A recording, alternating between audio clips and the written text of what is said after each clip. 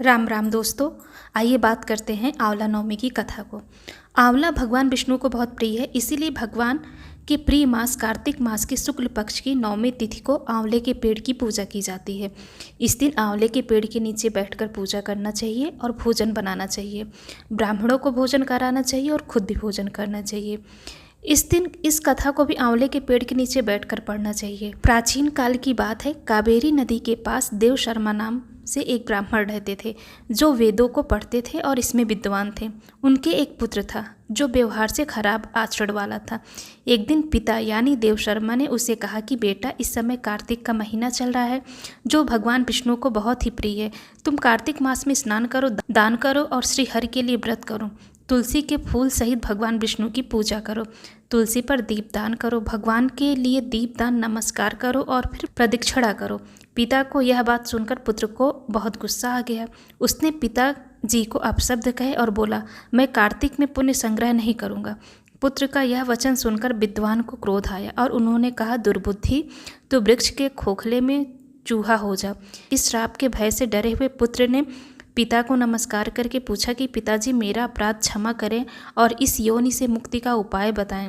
इस प्रकार पुत्र के विनती करने पर ब्राह्मण ने श्राप का कारण बताया। जब तुम भगवान को प्रिय लगने वाले कार्तिक व्रत का महात्म्य सुनोगे, उस समय उस कथा के सुनने मात्र से तुम्हारी मुक्ति हो जाएगी। पिता के ऐसा कहने पर वह उसी क्षण चूहा हो गया और कई साल तक वनों में घूमता रहा। एक दिन कार्तिक मास में विश्वामित्र जी ने अपने शिष्यों के साथ वहां आए। वो भगवान की पूजा के लिए आंवले की छाया में बैठे। उन्होंने अपने शिष्यों को कार्तिक मास का महात्म्य सुनाया। उसी समय कोई एक शिकारी वहां आया। उसने ऋषियों को डराया और मारने की धमकी दी, लेकिन महात्मा के दर्शन मात्र से उसकी बुद्धि ठीक हो गई। उसने ब्राह्मणों को नमस्कार करके कहा, आप लोग यहाँ क्या कर रहे हैं? मेरी जानने की इच्छा है। उसके पूछने पर विश्वामित्र बोले, कार्तिक मास सब महीनों में श्रेष्ठ बताया जाता है। उसमें जो कर्म किया जाता है वह बरगद के बीज की तरह बढ़ता है। विश्वामित्र जी के कहे हुए इस धर्म को सुनकर वह देव शर्मा के बेटे ब्राह्मण कुमार का श्राप भी मुक्त हुआ और वो चूहे का शरीर छोड़कर तत्काल दिव्य देह से युक्त हो गया। इस प्रकार वो विश्वामित्र जी को प्रणाम करके स्वर्ग को चला गया। शिकारी भी तब से कार्तिक मास के नियमों का पालन करने लगा। आंवला नवमी का माता लक्ष्मी जी से भी संबंध है। आंवला नवमी से जुड़ी माता लक्ष्मी जी की भी कथा है। एक बार माता लक्ष्मी पृथ्वी पर भ्रमण करने आई। रास्ते में उनकी इच्छा हुई कि वो विष्णु भगवान एवं शिव जी की पूजा एक साथ करें। वो विचार करने लगे कि किस तरह विष्णु और शिव जी की पूजा कैसे की जा सकती है। तभी उन्होंने सोचा, तुलसी और बेल के गुण एक साथ आंवले में पाया जाता है। तुलसी श्री हरि विष्णु को अत्यंत प्रिय है और बेल भगवान भोलेनाथ जी को। इसीलिए उन्होंने आंवले के वृक्ष को विष्णु और शिव का प्रतीक चिन्ह मानकर माँ लक्ष्मी ने आंवले के वृक्ष की पूजा की। उस दिन कार्तिक मास की नवमी तिथि थी। अभी से नवमी तिथि और उसी दिन से इसे आंवला नवमी कहा गया। माँ लक्ष्मी की पूजा से प्रसन्न होकर श्री विष्णु और शिव प्रकट हुए। लक्ष्मी माता ने आंवले के वृक्ष के नीचे भोजन बनाकर भगवान विष्णु और भगवान शिव को भोजन कराया। इसके बाद स्वयं भोजन किया।